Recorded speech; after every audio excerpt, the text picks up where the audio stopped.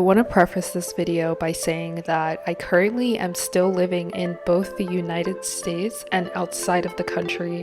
And so in this video, I'm going to share with you how I plan to make the full transition and what I've already done so far, so that if you're thinking about leaving the country as well, this might be a practical guide for you to get that started. And be sure to stick around to the end of the video where I will share some practical tips that you can implement in order to begin your journey of moving outside of the country, wherever you might be. So the first thing that I always like to say is understand your why. Why is it that you are looking to leave the country? I'll share some reasons why I wanted to leave and some things that I've noticed after I did finally make the move to living in another country, whether it be for a few months at a time or half of the year.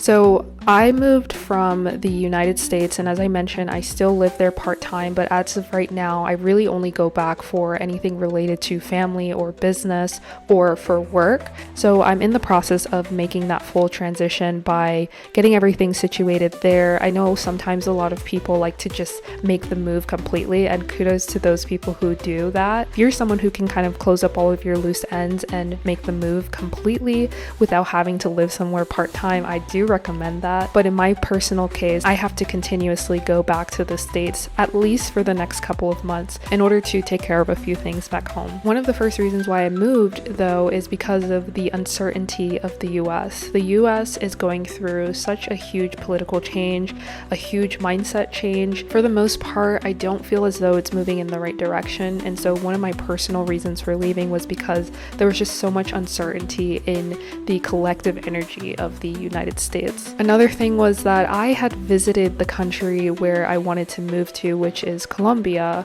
multiple times before actually deciding to make the move. And when I do come back, I usually spend anywhere from 3 to 6 months at a time in order to really get adjusted to the community and to solidify where it is that I want to live. If you have a country in mind already, I do recommend maybe visiting a few times before making the full move. Again, I know people who have just dove into the deep end and moved to a country without having ever been there. But if you have the capability of visiting first, I do recommend doing that. When I left the country for the first time, I knew that I was not meant to stay in the States. I had this calling in my heart that was telling me that it was time to go out there and explore and to visit new cultures and try new things. And when I came to Colombia for the first time, this is exactly what happened to me. I fell in love, like the type of love that you never forget. And it was because of that reason that I knew when I left Colombia for the first time that I needed to go back. And I've been back probably about 4 or 5 times since then, and each time I stay longer and longer.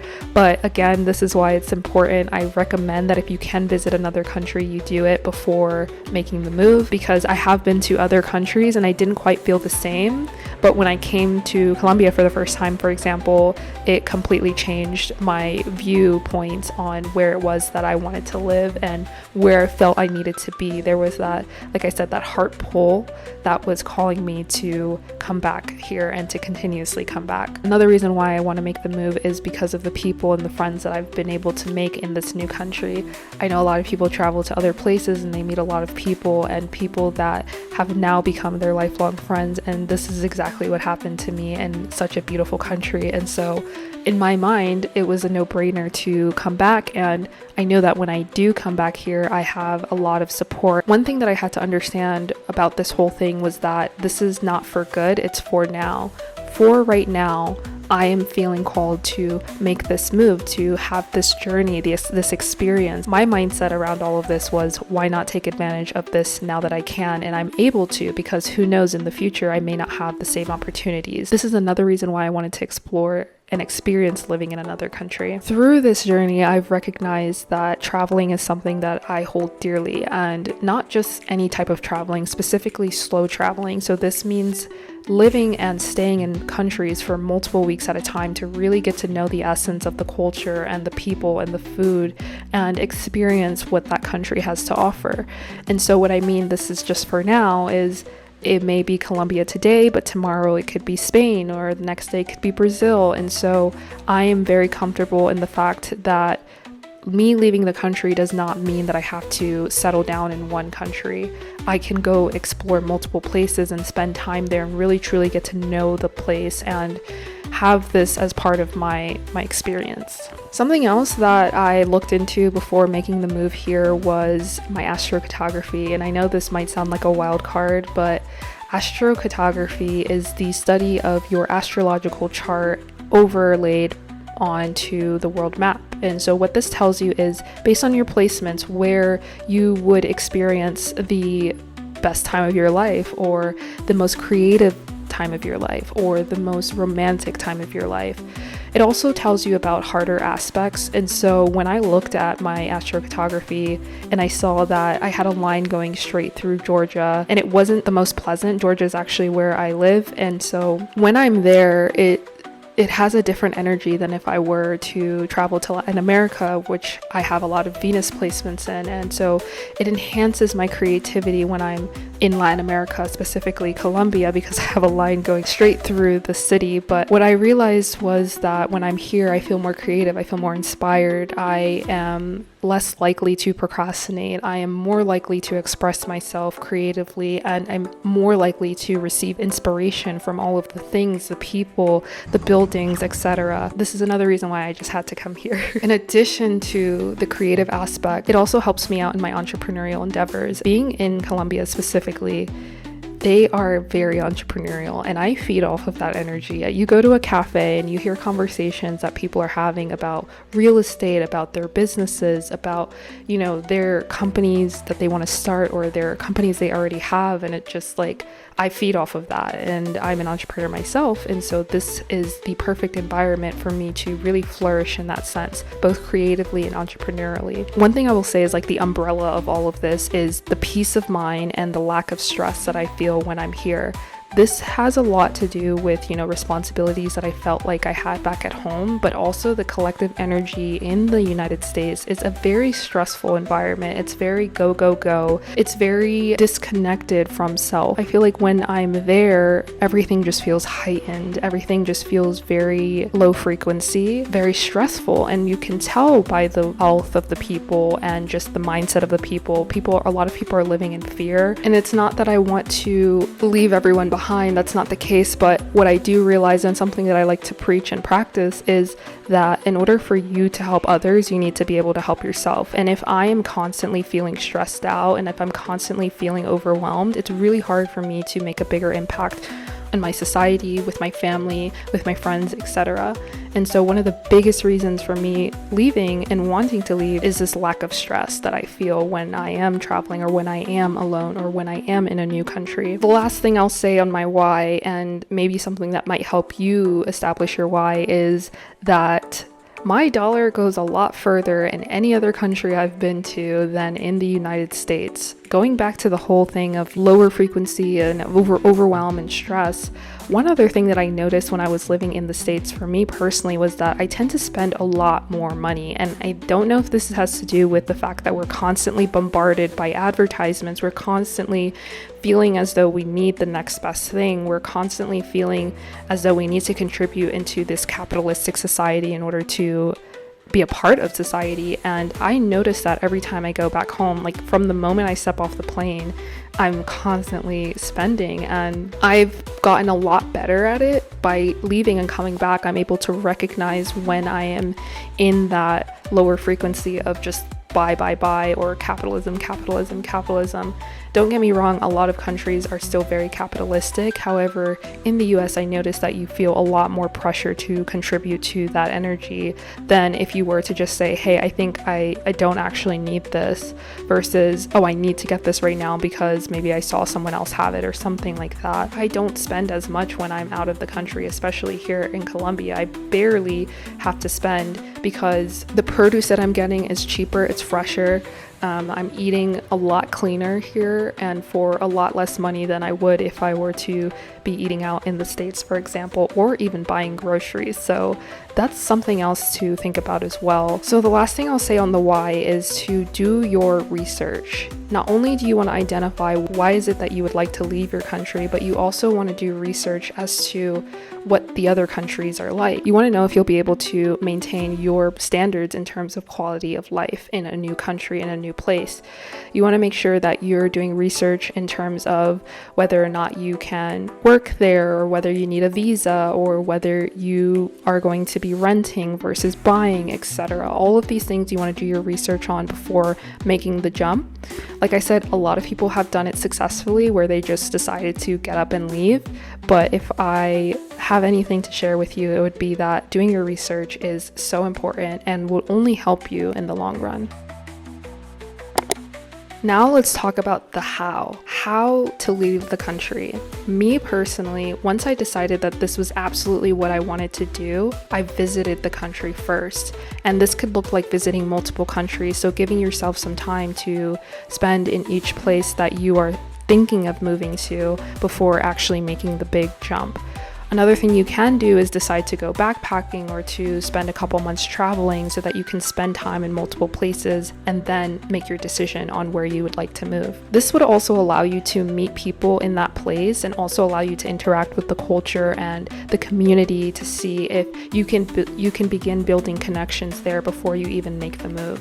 Income. This is the biggest question that a lot of people have, is how do you maintain or sustain yourself in other places when you're traveling if you're no longer working in the US? And I have a few options that have worked for me in the past and that maybe you can implement or come up with new options for yourself.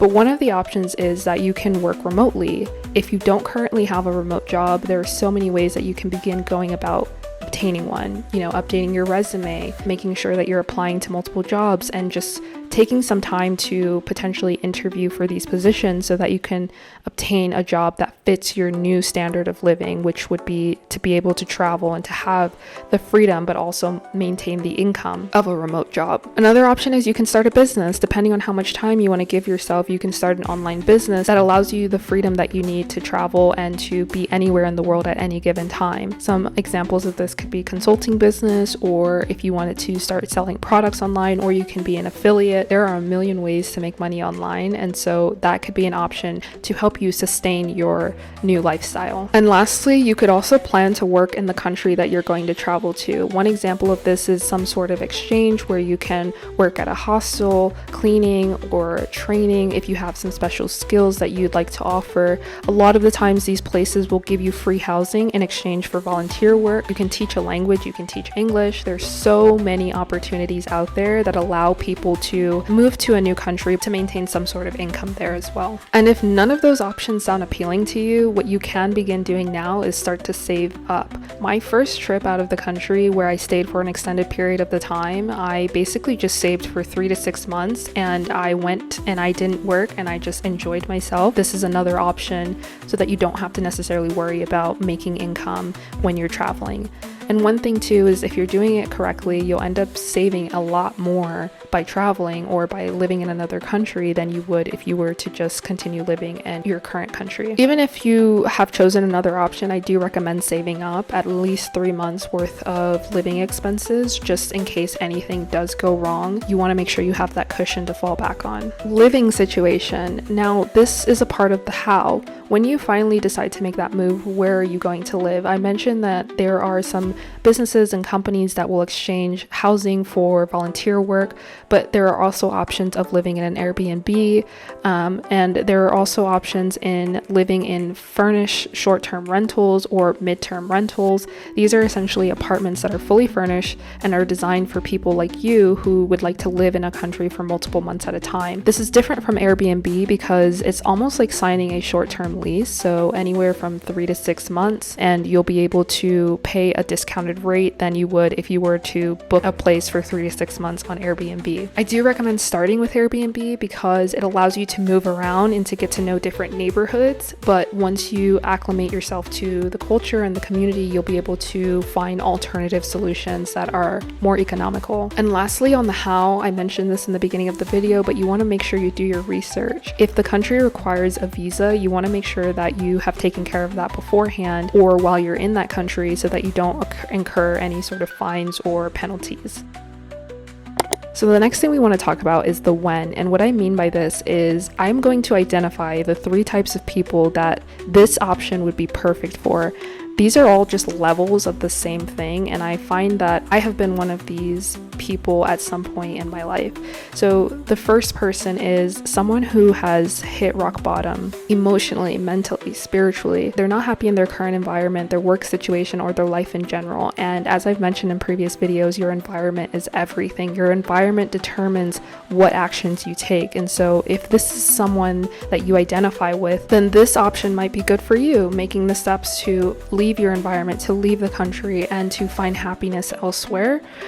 Because as I mentioned, going back to the asteroid cartography example, there truly are places in this world where we are set up to thrive. And so you want to find those places where you are set up to thrive. This can be anyone. It doesn't matter how much money they have in their bank account. It doesn't matter what they do for a living. I've met some people who have been at the top of their career and they're just so unhappy because they are in an environment that is not aligned to their beliefs. Next, we have the second person. This is someone who's somewhat content with life. No major things are going on. They just feel like they're going on autopilot. They're just going to work, clocking in, going home, having dinner, but they know that things can be better. And so this type of person might be someone who has thought about moving abroad, but didn't necessarily put the action behind it because of the fact that things are going well at home and there's no reason to move. But honestly, going back to the heart calling, if you've thought about it, there's possibly a reason why. And so why not explore that? So that's person number 2. Person number 3, and I think this was me before I finally decided to actually make the move, but this is someone who's always wanted to explore the world. This is someone who has everything great going on. They have all the right circumstances, they have the means to make the move. They don't have any major responsibilities holding them back.